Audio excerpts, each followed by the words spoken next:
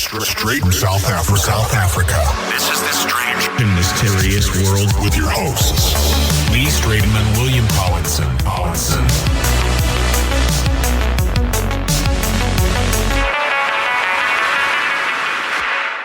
Welcome to Strange and Mysterious World. This is season 1, episode 18. We're going to be discussing reptilians tonight, and with an experiencer by the name of Stephan. He'll be coming around a little bit later, and we'll be chatting a little bit about David Ickes. I know, well, you've got some stuff on David Ickes there. But before we even chat about our recent stuff from David Ickes, let's go back in time, man. Let's go right back in time. So, you remember, you know what the Younger Dryas is?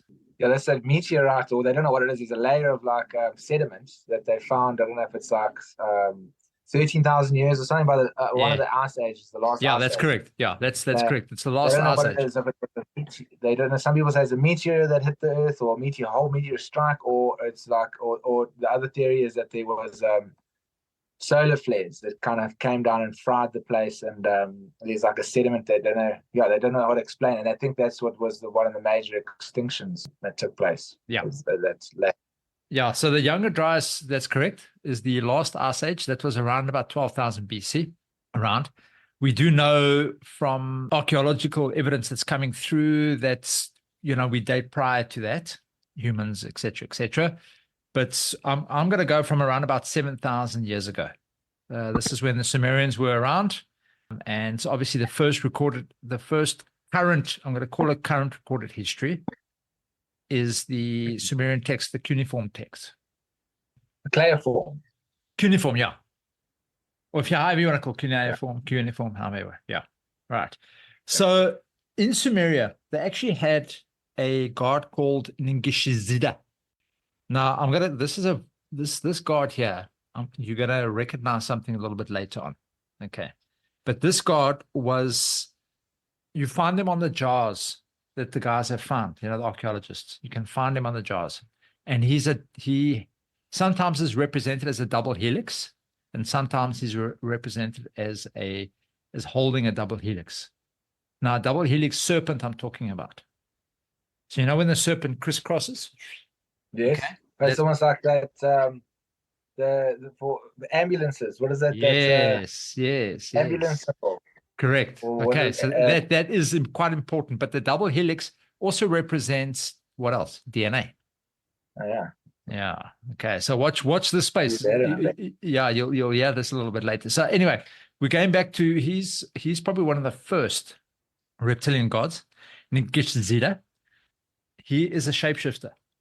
Now, going back since the beginning of, like we're saying, from the beginning of cuneiform, from the beginning of Sumeria, right through to today, there has always been some sort of reptilian presence, and it's been with us from the beginning. So, like I'm saying, cuneiform, the texts talk about the Sumerian god.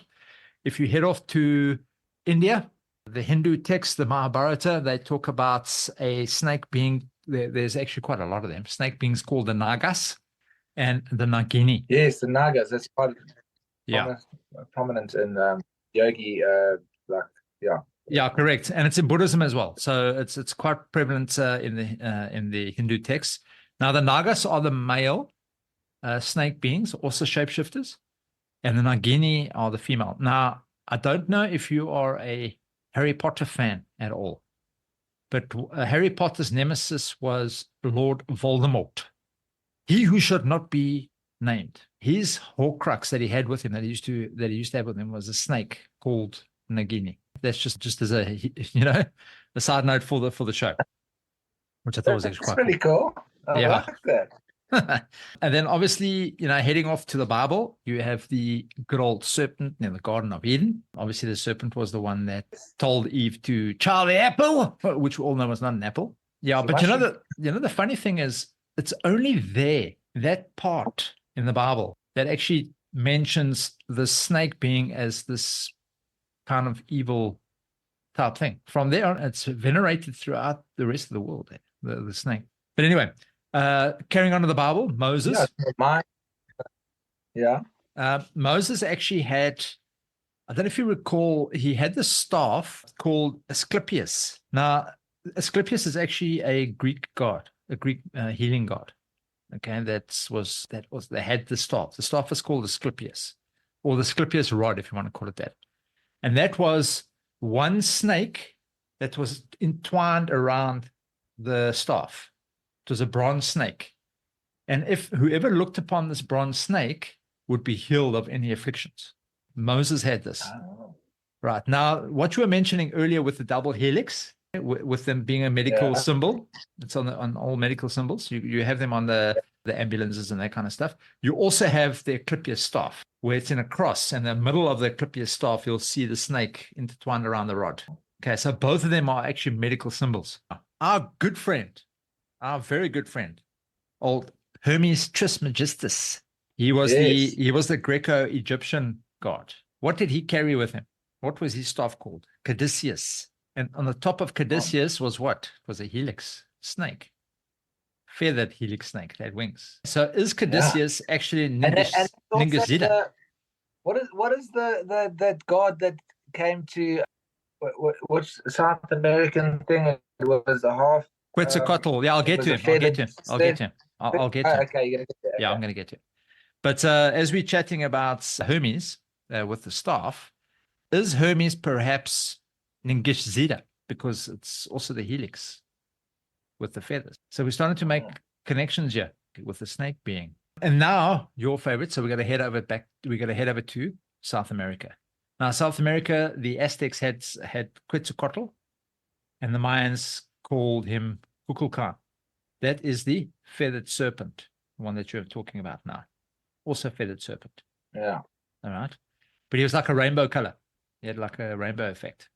So he's called the rainbow feathered serpent. He was the god of creation, and he was like one of their main entities. Also involved in healing. What's that? He wasn't gay with the rainbow. No. He wasn't like flying gay. Well, who knows? Maybe. Rainbow flag. The gay rainbow serpent feathered snake. Well, maybe that's where they got it from. Maybe they got it from there. Maybe he was gay because, like, you can think of a serpent with feathers. I mean, maybe he had, that's fun. It was a cross-dressing serpent. Yeah, so he was obviously very heavily featured in South America. I mean, they built Teotihuacan, the pyramids in Teotihuacan around him. That was the Aztecs, and the Mayans, and the Aztecs built Chichen Itza, the pyramid, for him. So he was heavily venerated in South America. And believe it or not, the Pablos, the Indian tribe, the Pablos, the American Indians. Yeah. Yeah. They've also Native Americans. Hey? No, what? Native American. No, Native American. Native American Indians, yeah. Not Latin American. Native American Indians. Native Americans.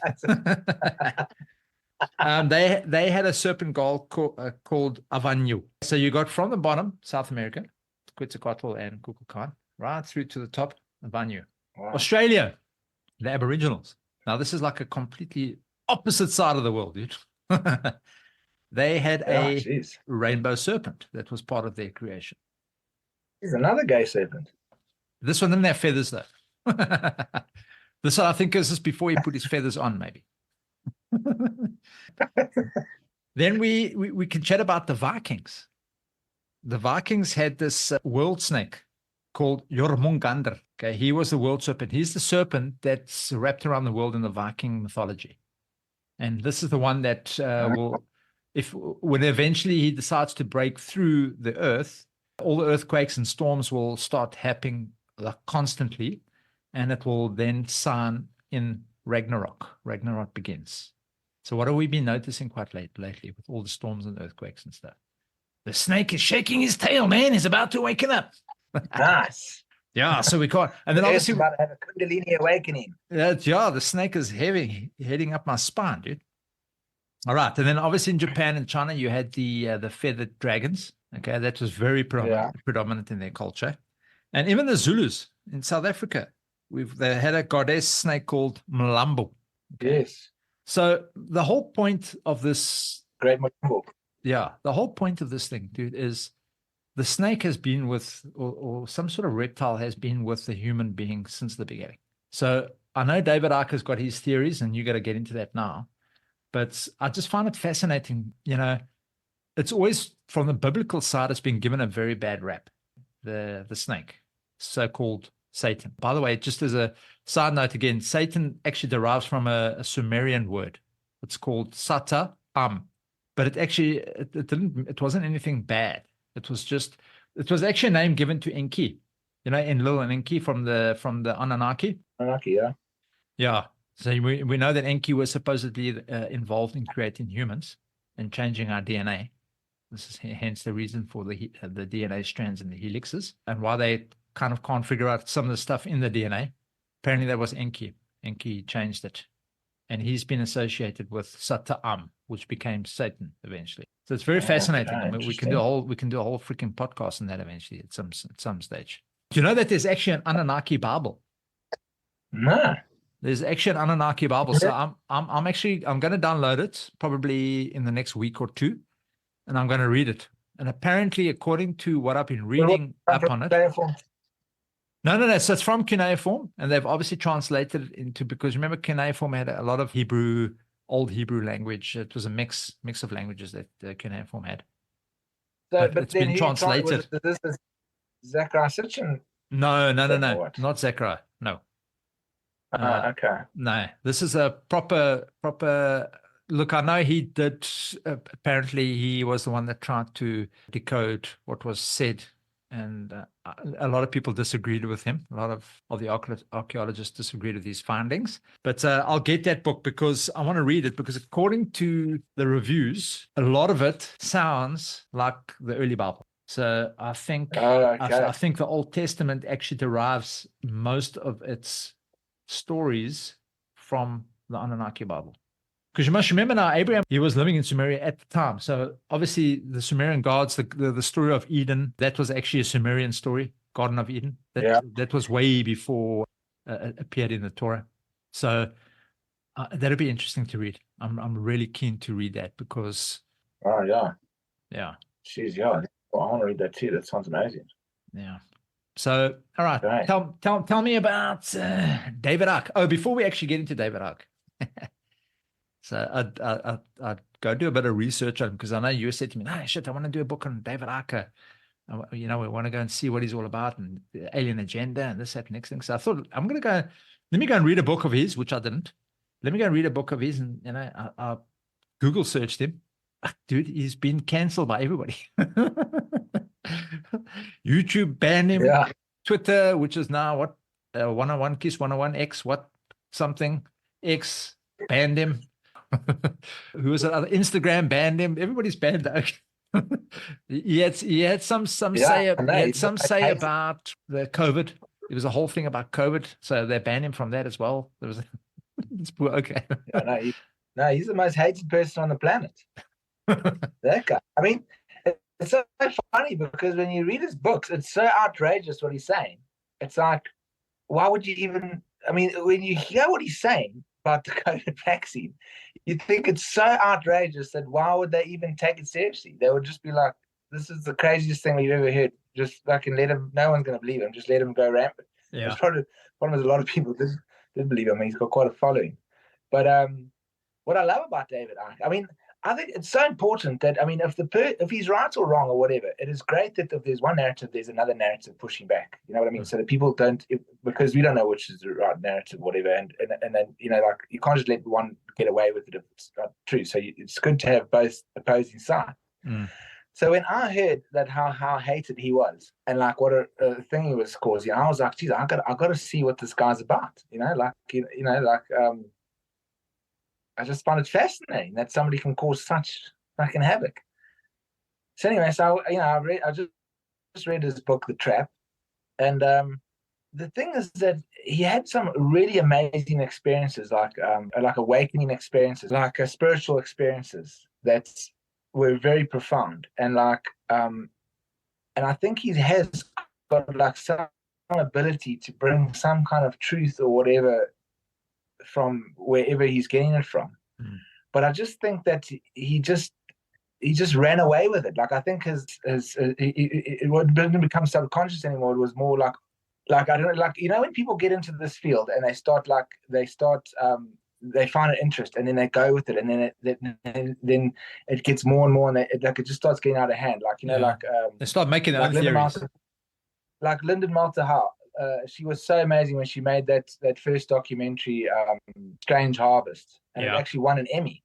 Okay. And it was profound. It was about the cattle mutilations, and she was a serious researcher. But now when you go onto her channel, Earth Files, I mean, the most craziest stories you could ever think of is just coming out, because it's become like a business now. She's got to come up with stories now, like all the time, to to feed some kind of narrative. And I mean, I remember, what I kind of associated with. I remember at school when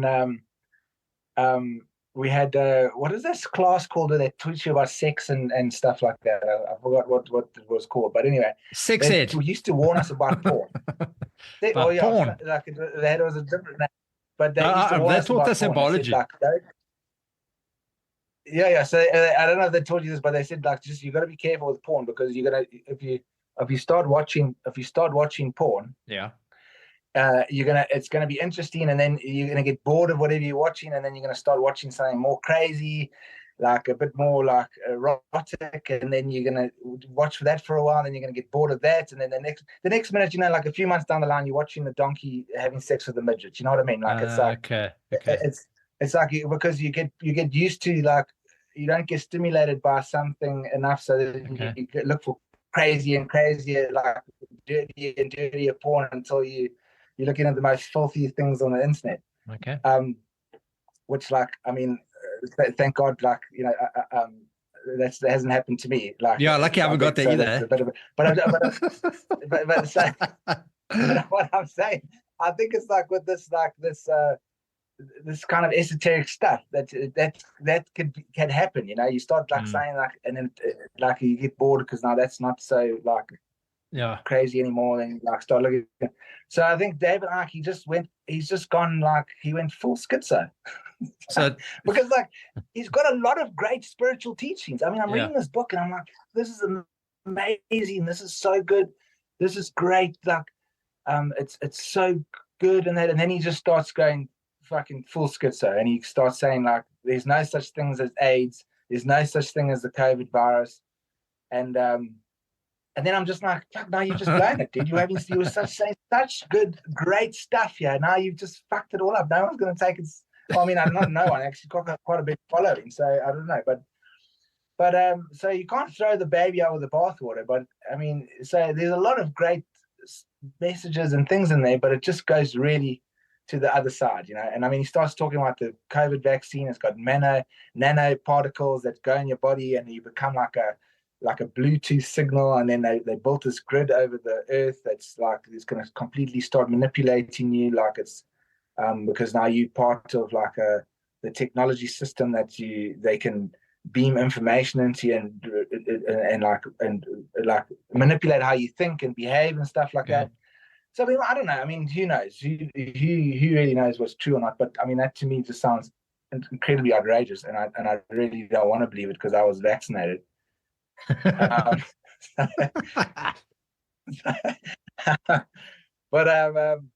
so yeah, it's just a pity, because he's got a lot of cool stuff in there, And I mean, and one of his main theories is that this is all just we're in a simulation. It's all just it's nothing's real. It's just a simulation. But I mean, if you think about all yogis and all mystics and sages, they all when they reach enlightenment, they all say the same thing. They say that it's all an illusion. But if you think about it, an illusion. So. Well, if you think about it, everything everything gets created by energy and vibration. So, I mean, the stuff is not really solid. It's vibrating at that speed. That's why you're able to sit on it or lean against it or touch it. But everything's energy. So it's not really solid. It's just the way it's vibrating. So I think, look, a lot of people don't understand that, but I think they're right. I think they're right on that case, that because you must remember, everything around us has been created by us. We have created everything. So it's come through as thought form, then becomes reality, because you think it, you then create it. That's why I say we're creative beings. We're able to create things. So everything is, we're able to manipulate energy. So that's why we can, not manipulate it in a way that we can change pull something from the air and then all of a sudden make it into something. But we can use what we have in front of us that's on our dimension that we can use. And this is why with astral projection and astral bodies, you're able to move out into different realms because you're vibrating at a different frequency and you're able to move around at a different frequency. So, but yeah, sorry, we moved off a little bit there.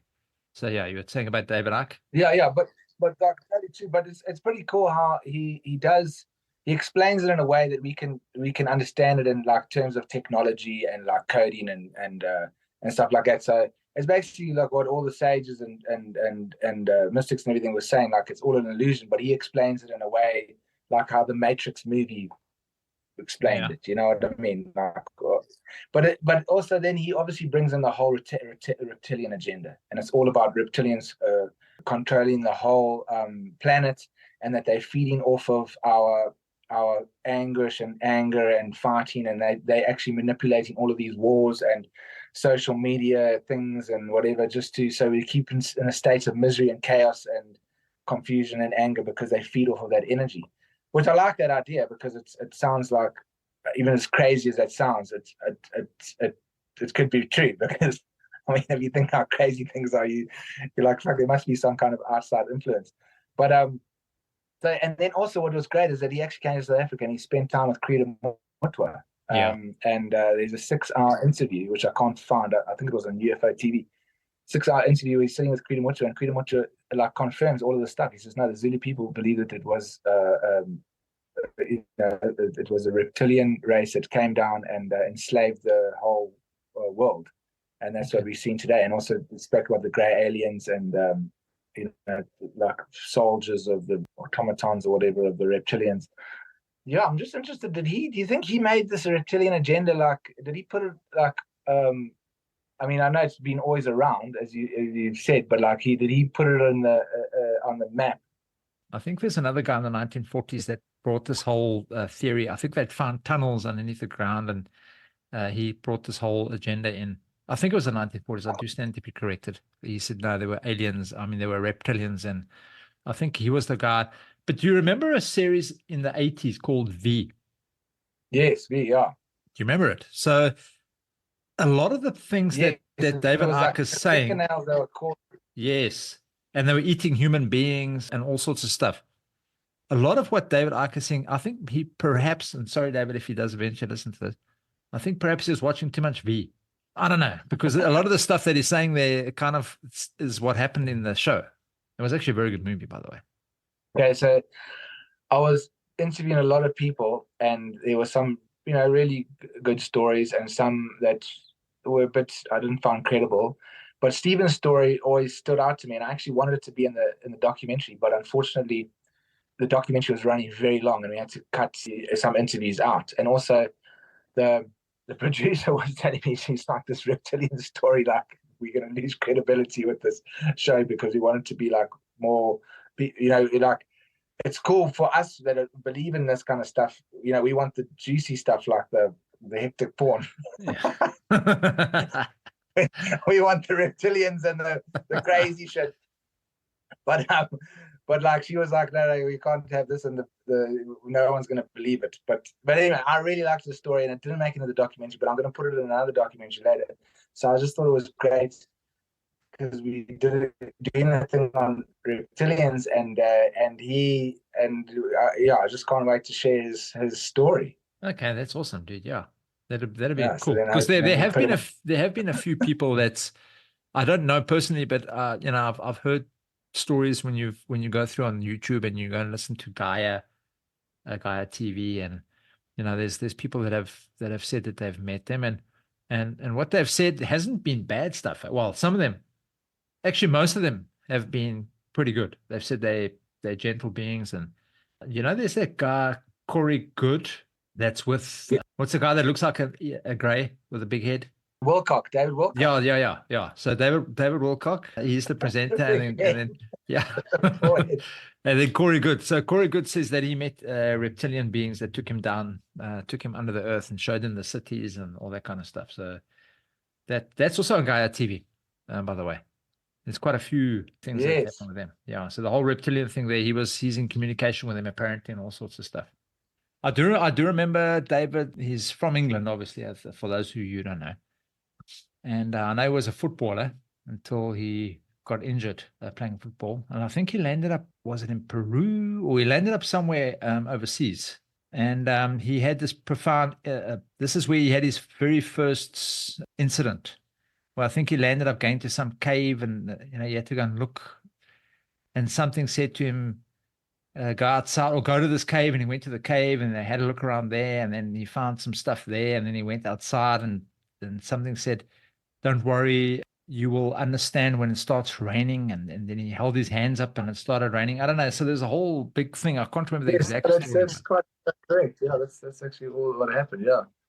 Yeah. So he did have a very big spiritual thing. And I think you're right. I think the thing is he should have maybe stayed on that path, stayed on the spiritual thing, because it sounds like he had some good information to give. Now, the problem is when you're reading his books, you've got to kind of weed out the BS. Because, and unfortunately, some of the stuff just sound, and as much as we may be conspiracy theorists to an extent, we are, but some of the stuff, even for us, is like way out. You know what I mean? It just doesn't sound, I mean, like when you've got the Queen as a lizard, Barack Obama as a lizard person, I don't know, that just doesn't gel. It doesn't sit well with me. I don't know. Yeah, I might be wrong. It just doesn't gel. I do know they're shapeshifters, and I do know they can live amongst us. I do know that, but I don't know, dude. I don't know. Oh, talk about shapeshifting in the Quran. You've heard about beings called the jinn. Yeah, the jinn. Yeah, the jinn are shapeshifters. Yes. So yeah, that's pretty interesting as well. So perhaps they are the reptilian race that the Prophet Muhammad went and spoke to. Yeah. So yeah, like I said, they've been around us for ages, dude. For ages. So yeah.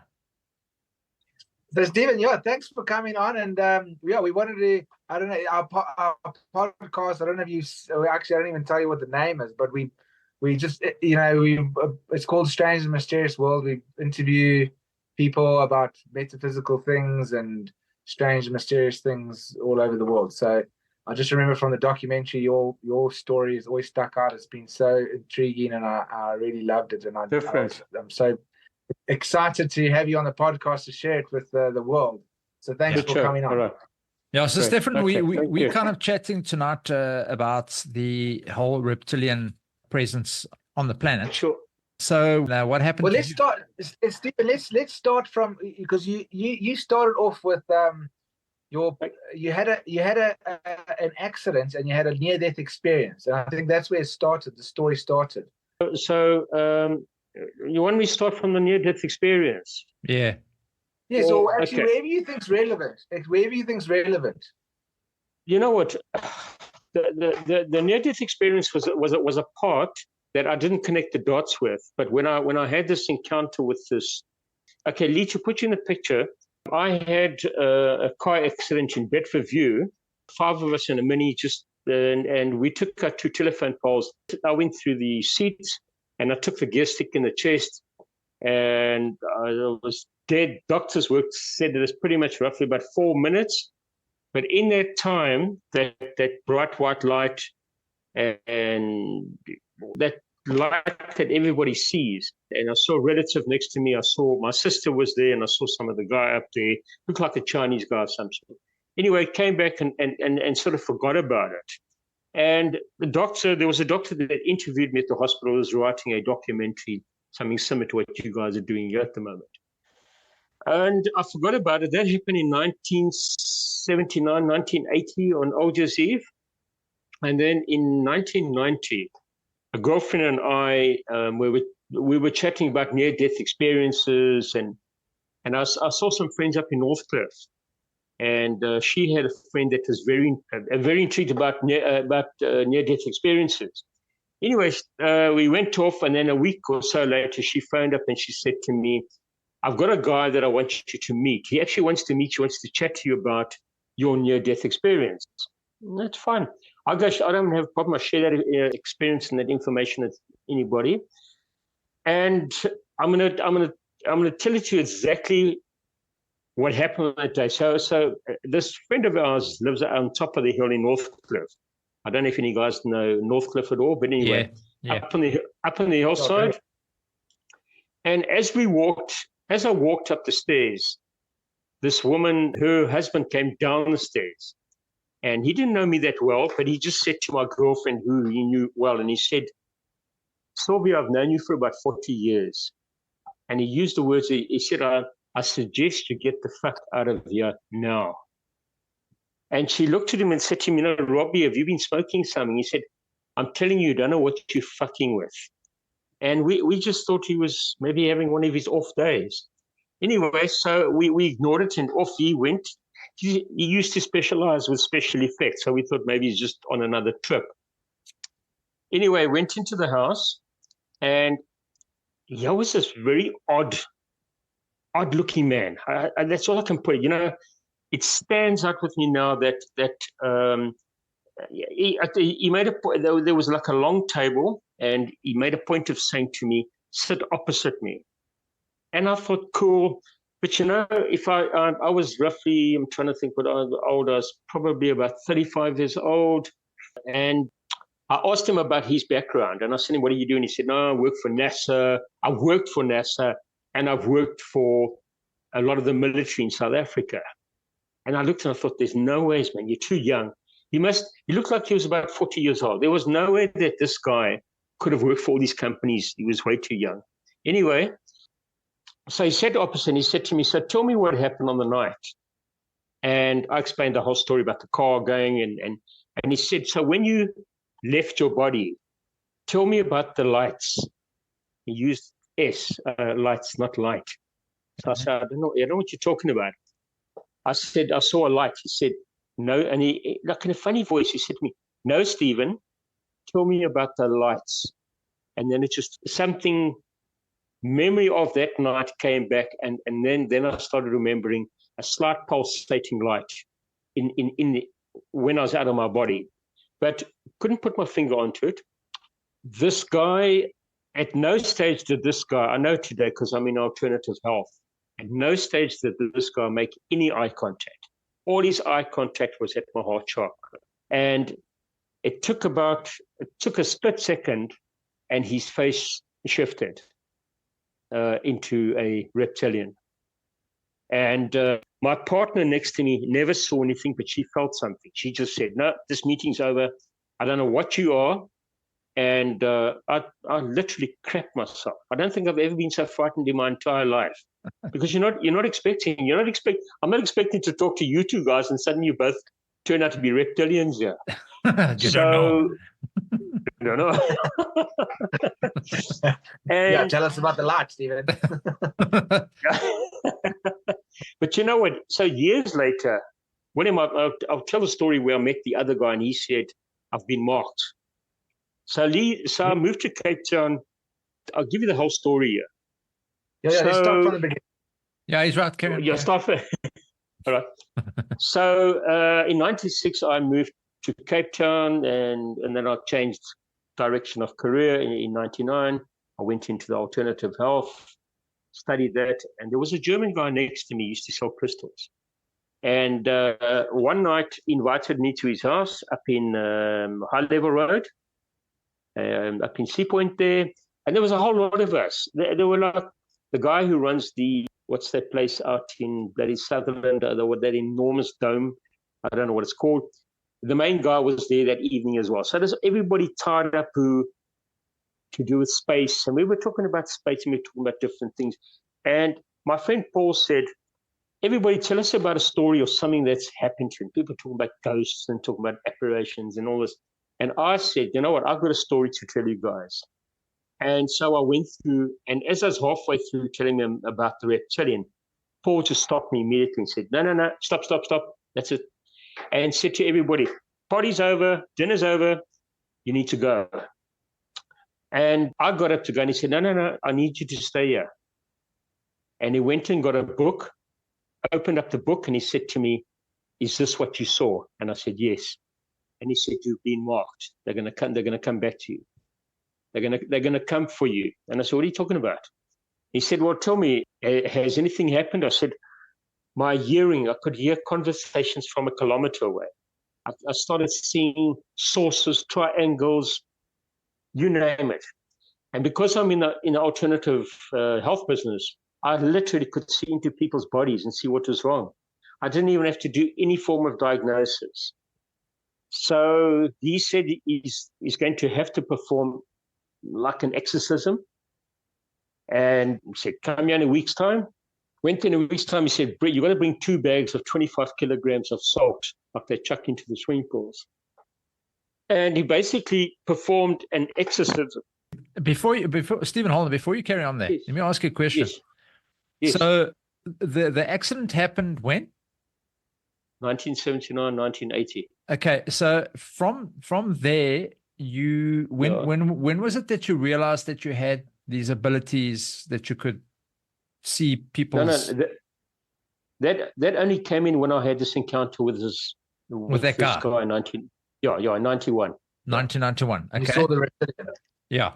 All right. And then, so the exorcism. Okay, so you had this ability that you were able to see people's issues in 1991. Small. You know what? I would drive down the road and somebody would tell me there's an accident about to happen. Okay. Turn left. I'll turn left. I could literally hear the cars smashing into each other. Sure. Okay. And now the guy wanted to exercise you in what year? It was roughly about 2001, 2001. Okay, so let me ask you, do you not think that this ability was actually a gift? Why? Of course. I wouldn't want to get rid of that. I wouldn't want to get rid of that. If somebody wants to exercise me, I'm like, no ways, buddy. I've got this, I'm keeping this, whatever it is. Whatever he did, he spoke in a language that I've never heard. Okay. He spoke with a lot of clicking sounds. Now, he was German, Flemish. I know Flemish is a very different language. Yeah. And I've heard people speak. I've heard them speak before. It's a language that, in my view, it was an ancient language that he had obviously learned or mastered. Yeah. And unfortunately, Paul's passed away. And looking back now, I'm not certain if Paul is what he says he was. If that makes sense to you. Okay. Because he said you'll lose a lot of these things, but they'll come back. I haven't got them back anything on the scale that I used to have them. On a 1 to 10, when this guy gave me this gift, I was probably 15 out of 10. At the moment, I'm probably around about 5 or 6 out of 10. Yeah. So what was his idea? Why did he say you needed to be exercised? What was the reason? He felt that they were going to come back for me. He'd seen 2 cases in the States, one in Germany, and he said, "You're the first one I've seen in South Africa." So what was he worried about? That they were going to come back and do what to you, or what were they? Yeah, he said you've been marked. He just said to me, "You've been marked. They're gonna come back and they're going to use you for whatever." And I didn't go into detail. I just thought, "Oh fuck, you know what? I don't need this now." Sorry about this swearing. You can just delete that. Sorry, I forgot you're not allowed to swear in this podcast. No, you can actually. We swear a lot. All right. but I must tell you, I don't know if I told you, William, but the dreams that I've been having. Yeah. So something is opened up here, because from about 2015 up until 2022, I've been having some. I don't think they're dreams. You know what? I'm kind of. It feels like I'm living a parallel life, if it makes sense. Mm. The first dream I have is, I know it's not here. The sky is a different color. All the buildings are off the ground, and I'm walking, and everybody knows me. And I'm walking down this massive nursery in a sense, and we're dealing with plants and all of that. And everybody's like chatting away, and they're not calling me Stephen. I don't know what they're calling, but everybody, we all know each other. So then the other dream I had was, you know, it's like I've taken this life on as a wimp here on planet Earth, and here I am, and so I make a note. I'm in some sort of a spacecraft, and I'm trying to make a note of looking at the side of the water, and I know it's some sort of a craft, and everybody's asking me for advice, and it's like I'm sort of the captain of this ship, and I look out of this massive window. And there's a full-scale war going on up in the universe up here, somewhere out in one of the solar systems. Okay. And then it fades away, and I wake up. But I wake up, and I can still feel those people in the room. That's why I say I don't know if I'm living parallel lives or if it's something that's coming in from an old memory. And then the last dream, which is probably sorry? Or maybe a past life. But Stephen, No, it's not a past life. No, it's not a past life. Because now I'll tell you about the last dream. That was about 3 years ago. And now I make a point and I'm walking towards, you guys are going to be shocked here, what I believe is an underground base in Table Mountain. Okay. So I'm walking, and there's 4 of us, and we must be about 15, 20 feet tall. And I look and I'm saying, hey guys, we all look like greys, but we all these big floppy outfits. Well, we enormous. And there's a guy standing at a door, a human, in a khaki overall. And he slides this door open, and we walk in, and I can just see masses of spacecraft and everybody doing a lot of work, looks like a lot of repair work in it. Okay. And I sense it's Cape Town, at Table Mountain. Table Mountain has given me the creeps for years. I can't tell you how happy I am to have left Cape Town. Gotcha. So I don't know. I don't believe they past lives. I think it's either parallel lives or whatever that reptilian did to me is coming to the surface. Okay, but then so tell Yes. me, like, before you saw this reptilian on Northcliffe Hill,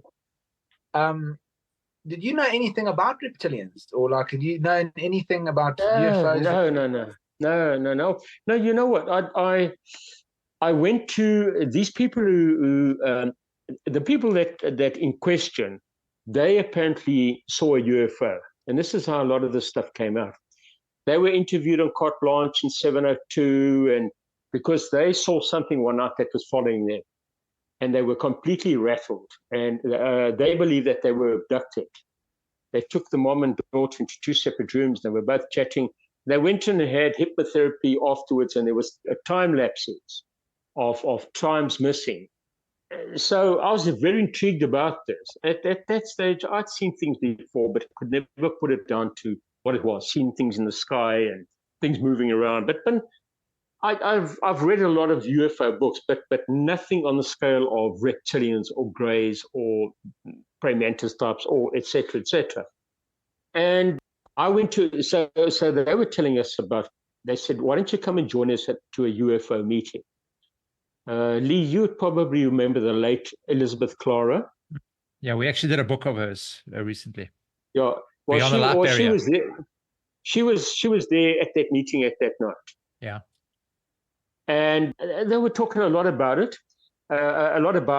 She spoke about her guy from planet whatever, and other people were coming forward and saying they'd seen things up in the sky, and we were, my partner and I, we were just part of the audience.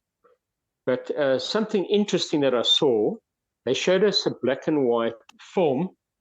Obviously, it was shot from a mirage or one of those, and you see this mirage chasing some form of a disc. No bullets came out of that mirage. That thing was shot in 1972 or something, and you watch something coming out the front, and that craft spiraling out of control. And then that's the end of the clip.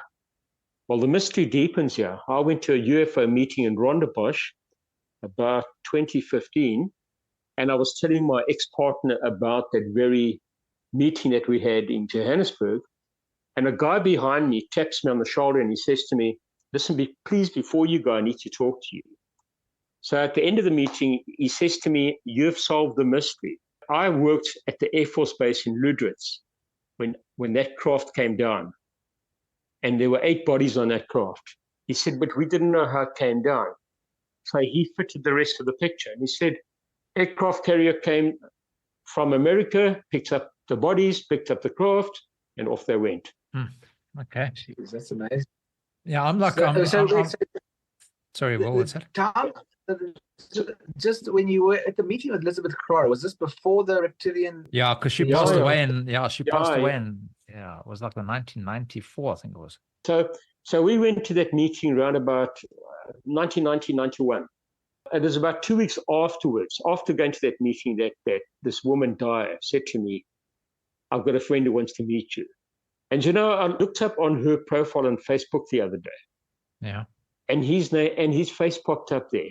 He looks the same age that what he was when I had the meeting with him. He had the most peculiar, it looked like he had a blue tattoo on top of his forehead. It came to a point. But when I looked him up, he said his name was Jean or Jacques. Okay. And it could only be the same guy. And I looked and I thought, oh my God, there he is. So this guy doesn't seem to age. The reptilian guy. Yeah. Wow. Well, that's truly fascinating. You know what? But since all of this, I must try and see if I can pull it off my computer. I went to Australia 2010, 2012. 2012, I was coming back, and we had to make up time. We were 8 hours behind from Sydney to Johannesburg, but we were followed by something. I happened to look out the window, and there was it looks like an orb. And there was a guy next to me that was doing something to do with space or something. And I said to him, I didn't know at the time. I said to him, look at that. What is that? And he said, shit, I can't believe it. He says, it looks like some sort of a craft. I tried to take my camera, but it's difficult to shoot standing up and with the windows curved. And all I've got is a light. And we thought maybe it's the sun. And he said, no, that's not the sun. Please send me those pictures when you get back to Cape Town. And I sent them off to him. Then he said to me, you know what, I work for some space technology thing in Australia. So I'd love to get those pictures. And I've still got some of them on the computer here somewhere. But please send them to us so we can put them in the video here. Yeah. They're called Foo Fighters. I don't know what they were. And you can see a bit of the ice below, broken up with the ice. And you see this thing because it kept coming and going. And as I said, I thought it was the sun. He said, no, that's not the sun. So I thought, okay, he's obviously seen something that I haven't. Do yourself a favor, go and read up a little bit about the Foo Fighters. They were seen in World War II. The pilots saw them. I know all about the Foo Fighters. Yeah, because they were all accusing each other of having X amount of weaponry, and in the meantime, our little mates there. Yeah. So you probably saw something. Stephen, just to go back to the interview when you were with the guy that turned into reptilian, he just wanted to hear about the light. And he was asking you about the light. Yeah. Why did he want to know about the light? Because he knew. Yeah, he must have known. He must have. You know what? Now looking back, somehow these guys, I say these guys, have got technology that it goes way beyond any of us. So when we leave our bodies and we go from here to wherever that is, I don't know what your religious belief, somewhere in between that, we see, they say it's the brain shutting down, you can call it whatever you like. So somehow these crafts or these people are waiting. Maybe like sort of, you know what, somebody wrote a book on how these guys take your souls. And I thought, but I wasn't going to pay $28 for the book. I just thought there's no ways I'm paying for it. And afterwards I thought, now I wonder if, I know it sounds like a crock of shit, that in the time that you die, when he triggered it, he said to me, tell me about the lights. And then it hit me. It was like a pulsating light. It wasn't that bright.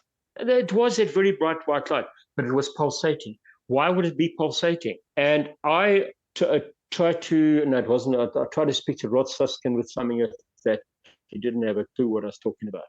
And I tried to bring up that pulsating light. And I thought at the time, I sent him an email or we chatted on the phone or something. And he didn't, he was completely clueless. He said, maybe you had something to drink. I said, yeah, we were all drunk. But I know what I saw. So let me ask you a question about the reptilians. In your opinion, do you think these guys are malevolent or do you think they're benevolent? Do you think they're goodies or do you think not so good? You know what? Looking back now, I don't think that guy was that bad. Yeah. I think he genuinely gave me a gift. You know what? He opened something up, and I think we all as humans have it. So yes, that's very difficult. The guy that removed it, I'm not so certain about him anymore. I kind of wondered, and I wondered why he was so anti me having these gifts. Yeah. Okay. So, but as I say, really unfortunately, He's passed away now. He went back to Germany. Funny thing is, he died of AIDS by a terrible accident. Somebody attacked him in Sea Point, and the guy ripped his throat, and he had blood and all that in his fingers. And he kept getting sick, and they couldn't work it out. He kept getting pneumonia, and then they moved to Neisner. And doctor said, "Listen, I'm just going to do a test." And then called him aside and said to him, "Listen, I don't know who your girlfriend is, but you've got full-blown AIDS." And he said, "Don't be daft, and I'm like 75 years old. Who do you think I'm romping around with?" They said, "Well, you've picked it up from somebody." And then he said he was attacked about 5 years ago. And the guy's hands were full of blood, and probably got it from there. And then went over to Germany, and then the last I heard, as I say, I think he's dead, because I tried to find his wife on Facebook. Nothing. Sure. Okay. So would you like to meet Joan again, or Jacques? You know, you know, I don't know. It's kind of, if we could sit down and he didn't shape shift, I'd say yes. You know what it is? I think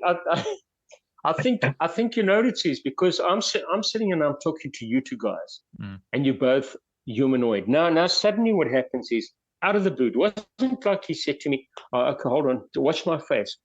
It took a split second, and at the time, I nearly crapped myself. I was absolutely lost for words, because my girlfriend then, Sylvia, said to me, "What did you see?" And I told her, and she said, "Geez." I said, "What did you?" And she said, "I felt something crawling under my skin." I said, "Did you see anything?" She said, "No, nothing." But she said, "It's something terrible. That man's got something terrible." So I don't know. To answer your question, I don't know. And then, and have you? Sorry, Will. Sort of ask a quick question. Do you remember what he looked like, though? So I know you said it was that split second, but can you recall from that split second what he looked like? Did he have big eyes, and what color was the skin? Do you remember? They look like your little geckos that run around the house here. Yeah. That same scale. Okay. A reptile. Yeah. Okay. So everything changed. He obviously I couldn't see what was underneath his shirt, because that was covered, he had a shirt on and that. Yeah. But his whole face, it literally took a split second and obviously these guys have mastered how to shift shape. Yeah. Or shape shift or whatever you want to call it. Yeah. So Stephen, have you, that other guy that came on the stairs, your guy that was your friend that was in the special effects business, that told you to get the fuck out of here? Yeah. Have you spoken to him since then, or like? No, never ever spoke to him again after that. Because you know what, Robbie half the time was smoking joints and he was high half the time. And because he was doing special effects stuff, he's the guy that made up the first Ninja Turtles on Seychelles. They called him, and he made up all those Ninja Turtles. And so he is quite big, and he also did that Trek Petrol. Yes. He made up that whole. It wasn't a zebra, but he made up that whole thing. It was all made up with wires, because it's already in his studio. Okay. And he says, "Check here, we moved here, and the head moved, and everything moved around."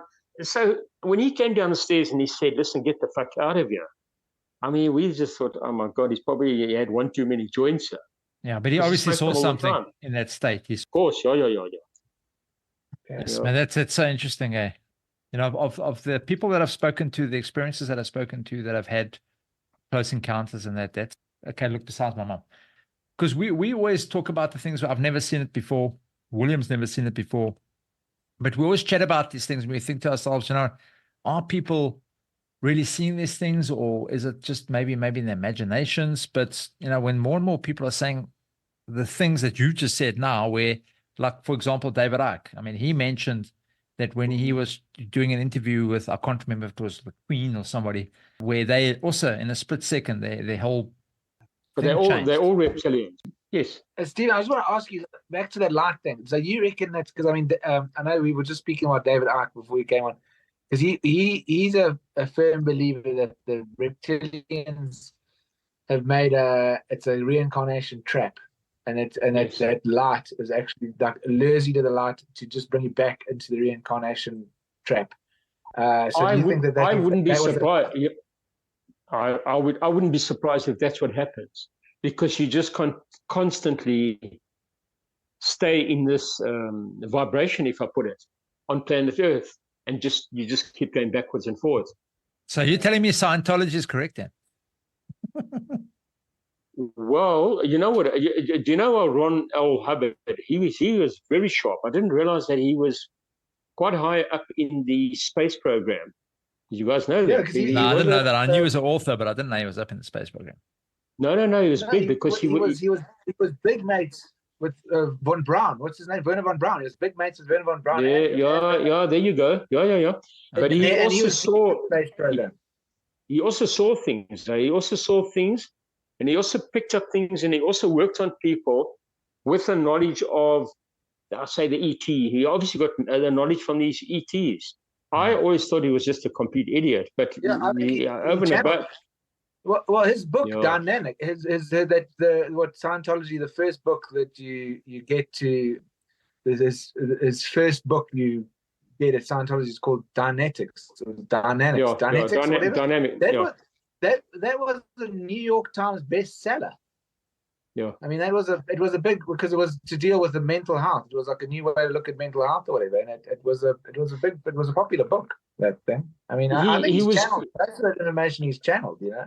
He was quite high up in the Navy. I won't say admiral, but he was higher than sort of a captain level. It somehow tells me I'm leading a parallel life here, if that makes sense. It's funny that you say that, Stephen, because we interviewed a lady earlier on, I think 2 episodes back or whatever. Her name is Heather Ann. And she's a psychic, and she says, she didn't say this on the podcast, but she told me this before, that she says she goes to bed at night and she goes and she like astral travels or comes out of the body, and she also finds herself in like a parallel world, exactly like you said, with reptilians and other things fighting a war, and she's like helping them fight this war. And she says that they use her to like as like one of the soldiers, or she has to be like one of the people in the war that they use her to fight. No, but you know what? In one of the books I read, it's what you're just telling me now. Half your fighters in the States or like pilots and that type of thing, they take these guys who were like 40 years old and they take them back. This is a technology they use. They take them back to when they were 20. And then they send them up to these space programs to go and fight these galaxy wars. And the one guy in particular was talking because he came back here to planet Earth and he kept having a memory. He was married, kept having a memory lapse of this woman that he had lost. Him thinking it's a previous life or something, went to a few therapists. Eventually somebody got him under, and they discovered that he was being taken to fight wars up there, and they didn't quite erase his memory completely. And he met somebody up there, married that person up there, and she was killed. And he was constantly living with that. And then they bring you back here to where you're 40 and erase your memory. But he was also saying the technology is that if your arm gets blown off, they literally regrow your arm back in seconds. If your head gets blown off, well, that's the end of you. And he was talking about something similar to like what this woman said, that they're fighting all these galaxy wars up there, us humans. Yeah, I think, wasn't David Wilcock talking about that stuff with Corey Good as well? The 20-year. Yeah, the 20-year. Yes, I think it was Corey Good. Yeah. I remember. And a part of me thought maybe this is what's happening to me. Maybe that spacecraft, like, I mean, it was kind of gray, black inside. They were all humans inside, but I somewhat had a very high ranking. I was in charge of that whole ship. Yeah, the difference with your dreams though is that you're not dreaming that you're human. You're dreaming that you're something else. No, up there in that ship, I was human. Okay. All right. When I had the dream of walking towards that hangar door, I was a 15 or 20 foot gray. Yeah. Sure. Okay. So. Yeah. Yeah. Stephen, thank you very much for joining us here on our podcast tonight. Thank you for sharing your experiences, and it's been really, really good to talk to you. So yeah, we'll hopefully we'll chat to you again sometime soon. That'll be good. Thank you so much. Cool. All right, cool. Lee. That was very lucky, man. I think that was quite an experience. Wow. Okay. Oh, that's cool. I definitely wouldn't have gone for an exorcism. I promise you. No, I would have kept it. No, I would have no, kept that's that skills, man. I know it's sad that happened, man. Yeah, but you never Yeah, know. actually, Maybe there was a reason. Maybe there's a reason. Yeah, but I'm glad that I spoke to him again because, like, I remember when I did that interview with him, I was wanting to get with Robbie Guess, like his mate that was in this the special effects thing. I wanted to find out. Now that he mentioned Jacques, whatever, he sees him on Facebook there.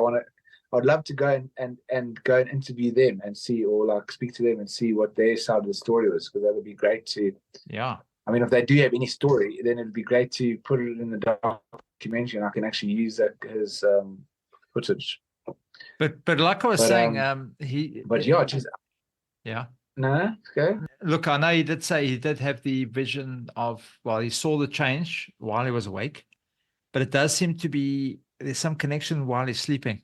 So what I was saying earlier, when these guys are seeing these nagas and all these kind of things in the dream world or in the astral realm, or whichever other realm they're going to, wherever they are, these things are quite prevalent in those realms. So, and you were saying that, well, the Sangomas. Yeah. So I was talking about Sadhguru. So I mean, like I like Sadhguru, and I still kind of follow him occasionally. But I was initiated to the Shambhavi Mudra Kriya.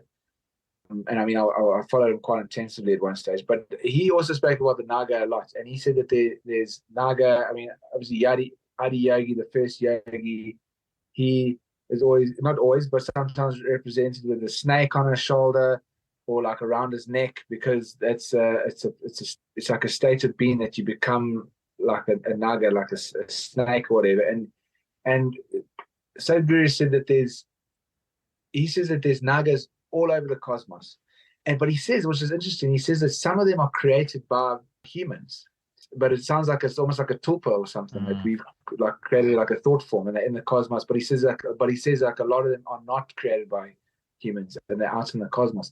But he doesn't go into detail that they're reptilian beings or whatever. But it's quite fascinating. He has this like that. And I've talked to a lot of Sangomas and I put them in my documentaries and that.